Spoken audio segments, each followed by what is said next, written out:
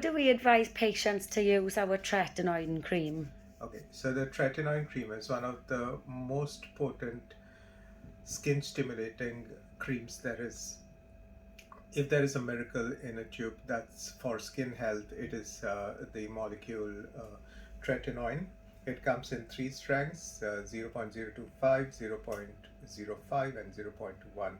The last one being the strongest. We normally recommend a patient to start at 0.05, or if they are very sensitive, 0.025% tretinoin. So it's always applied in the night. It's always applied by a person who's sun savvy, and he wears the sunscreen regularly and reapplies the sunscreen. So if a patient is not keen on applying sunscreen, then tretinoin is not a molecule for them. The way you apply it is you cleanse with whatever cleanser you've been advised in the night. You dab your face dry, don't rub your face, be very gentle. You wait 10 minutes for the skin to be super dry, and then you take a pea-sized amount of tretinoin.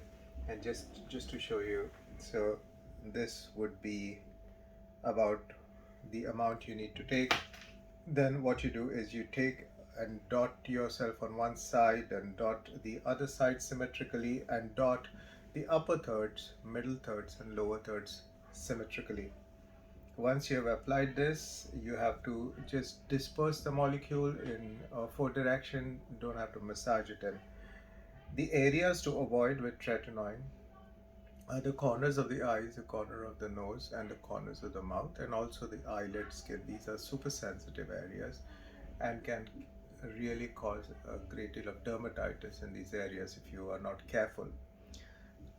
After you have allowed the skin to soak up the tretinoin, then you always follow it up with a barrier repair cream like the one we stock at our clinic, which is called CeraBoost by SkinMed. So that is how you use tretinoin.